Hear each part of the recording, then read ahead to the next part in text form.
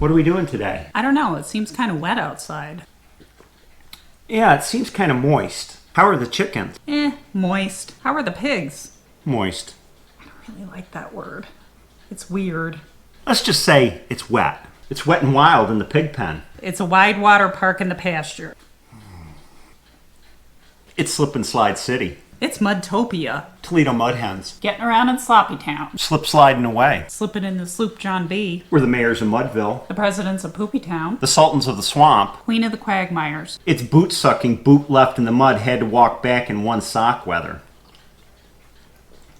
My back teeth are swimming. I had to paddle out to the pasture. My raincoat needs a raincoat. The cows were synchronized swimming. The pigs were bobbing for apples. The chickens had their foul weather gear on.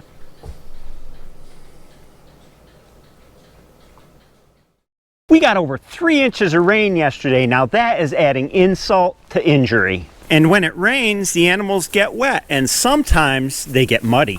These pigs are a good example. You guys are mud puppies.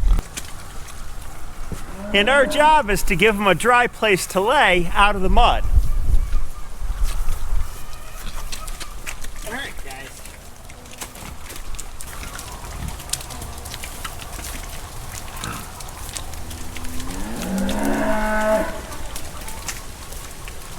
Well, let me through. You goofball. Pigs are very industrious, and they will spread all this out, and they'll all be cleaned off by this afternoon.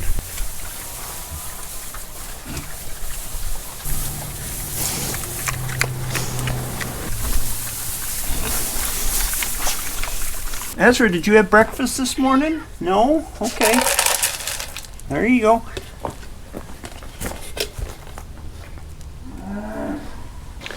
Real farms get muddy, and we do our best. In an average year, by this time, we would have had 32 inches of rain. As of today, we've had 40 inches. And that might not sound like a big difference, but it's 25% more. And here's the kicker. Prior to June 1st of this year, we were having a dry 12 months. So the first half of this year was spent catching up with precipitation to get back up to average. If you look since June 1st to now, the end of October, we've had 42% more rain than usual. That's something else. Let's go down and find the cattle and bring them up into this new field. They're way down here in Bellyachin. Come on, cows! Come on, cows! You bunch of bellyachers! Let's go!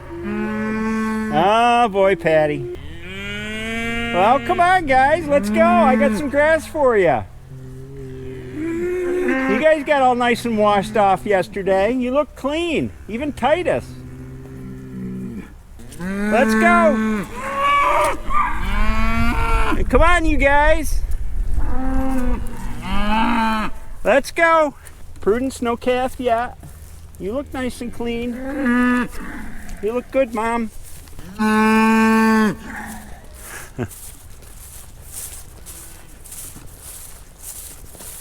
I'm afraid this may be the last pasture move of the year for us.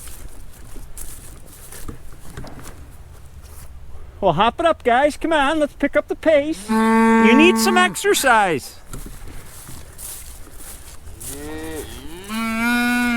Come on. Let's go. Yeah.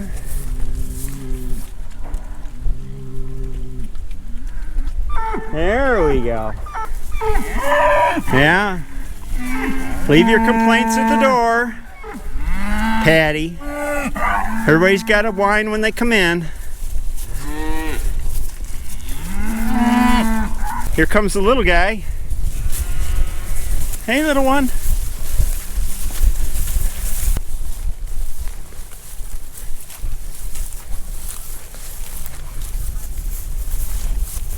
Old Doc's eating up a storm. Hi, Orden.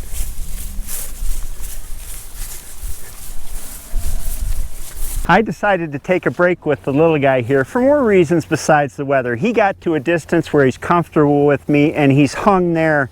So it's time to give him some time. Let him get a little older, and we'll make friends later this winter when they're all in the winter pasture.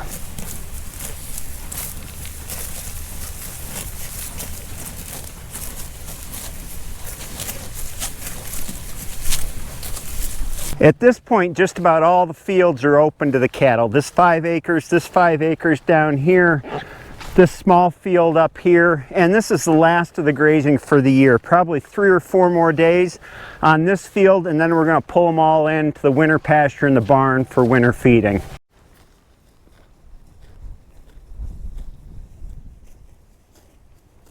We're pretty lucky out in our fields, even though we got all that rain yesterday, over 3 inches. We have very little ponding in our fields, and our soil is mostly clay, so you would think that it would drain poorly. But it very seldom floods. The only flooding we ever get is way down there in the corner toward my neighbor's grain bin. It'll puddle up in the early spring. Otherwise, we're blessed to have well-draining fields. And here's part of the reason our land drains so well. It's this swale that runs from the top end of our land all the way down to the bottom corner of our land. And our land slopes to the swale on both sides. My dad had this swale put in back in his day. Before then, we had some problems with water in our fields from all the hedgerows that used to cut through here and catch water going downhill. He put in this swale to catch that water and bring it out off the property. My belief is that paying attention to good water quality on your farm is one of the most important things that you can do, and this swale does a great job of it. I leave it wild in here so that it's its own filtration mechanism. As water flows into it, it's filtered by the foliage and the roots of the plants, and then slowly makes its way downhill off the property. So if any topsoil happens to come off with the water that's draining off, it has a lot of time to drop that soil and any nutrients in it on my land before the water leaves the land. And of course, one of the cardinal rules of fencing livestock is fence the water out. The cows are able to come to this line, but they can never come into the swale. I don't want this water being polluted by raw manure. And I certainly don't want the cattle drinking out of the swale, because where they drink, they usually also poop.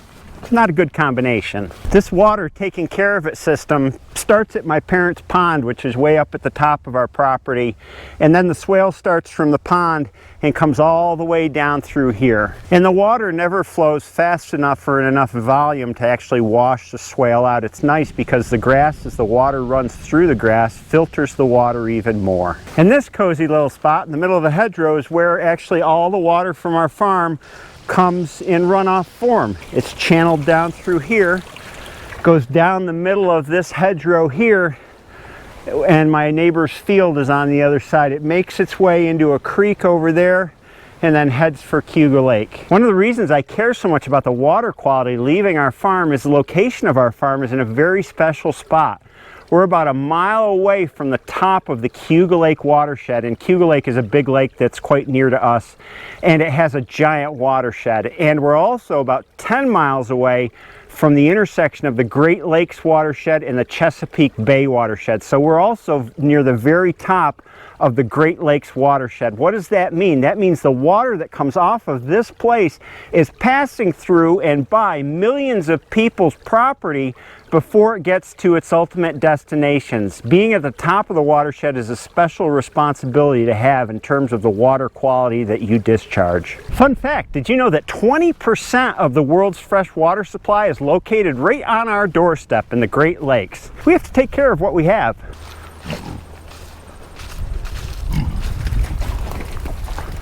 Well, the pigs were settled into their nice dry hut, and I woke them up. I like to do that. These guys have already cleaned themselves up, and they're happy as clams with the sun shining into their hut so they can take an afternoon nap.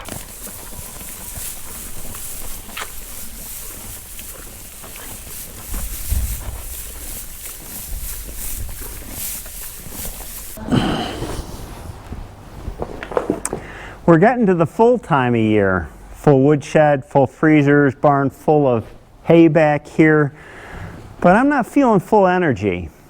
This is the time of year when my body tells me to slow down and take a nap and spend a little more quiet time in the house. And I'm a get up and go guy. You know, I like to keep busy, so I'm always fighting with myself about that urge to slow down, because when I slow down and sit, my blood isn't running and my brain isn't thinking the same way as when I'm busy. So I forced myself to keep busy, and I think that part of that is what gets ingrained to us in the 9 to 5, Monday through Friday, working day society that I lived in for many, many years. And it's hard to avoid that programming. When I look at the journals of my ancestors who lived on the farm here, they worked like crazy all summer long. Hard work on the long days. And in the wintertime, they didn't do a lot. They stayed inside a lot. They read. They visited with neighbors and did the chores. And that's kind of the way Hilarie and my life goes when it gets cold out. YouTube's kind of brought that 9 to 5 keep going and going and going 365 days a year mentality back into my life since I started farming, where I want these videos to reflect my life, and my life naturally slows down in the winter, but YouTube, and I say YouTube, what I really mean when I say YouTube, I mean viewers. What viewers want is action. They want lots of activity. They want exciting videos for the most part, not all of them, but the videos that I make where that is the tone of the video, they always do the best. And I guess I'm trying to reconcile myself to that. I do the mechanical videos in the wintertime. I did the MD last winter, and those videos weren't viewed as much as the regular farm videos. And I will pull the MD back in this winter, probably in December when the weather gets really cold. Part of me likes doing those videos. Part of me, what happened with the MD last winter is it was always a job, those mechanical restorations were always a job that I did for fun. And I did them at my own pace. I did them in my own way. I didn't worry about somebody looking over my shoulder and telling me I was doing it the wrong way. And doing them on YouTube really changed all that. So I've been scratching my head for a while now thinking about, well, what am I going to do with that? Am I going to do any more mechanical work on the channel? It's a different audience. It's a different kind of commenter, I guess you would say. It's a more critical commenter. You try to ignore them, but you know, it's really hard to. And I've gotten better since the channel started, but it's ask any YouTuber. Some of them get to you sometimes. So Hilarie and I do have some things to finish up before we have our slow winter days. We got to do the stew hens, and that's a pretty big job for us this year. I don't know how many we have to do, maybe the better part of 100. And then we've got to move the hens back into their winter quarters in the high tunnel, in the hoop house for the winter. We got to get that stuff done. And then the other things are a lesser priority that we have to do. Things are mostly all cleaned up. We do have to cut wood this winter. We do have to do chores every day. That's pretty simple. So I try to keep busy and at the same time follow a bit of what my body tells me to do. Anyway, with that long ramble, I think there's some meaning in there about listening to nature instead of listening to what modern society tells you to do as far as keeping a schedule. And don't get me started about daylight savings time. Oh my gosh, please abolish it. Whoever's in charge, if somebody's in charge out there of daylight savings time, get rid of it. Please get rid of it. It does absolutely, I'm a farmer. It's supposed to, I guess it was supposed to be for farmers or saving electricity. I hear one or the other. I can't see that it does neither. Our schedules function regardless of daylight, and farming functions according to daylight no matter what the clock says. So please get rid of it. It's so stressful. But other than daylight savings time, listening to the rhythm of your body, I don't think can't be a bad thing. So I guess we should learn to live with it. I don't know. I hope you have a great day. I hope this video was enjoyable, informative. I hope you had a good time with me. I enjoyed getting out today and looking at this and that. I'll see you next time.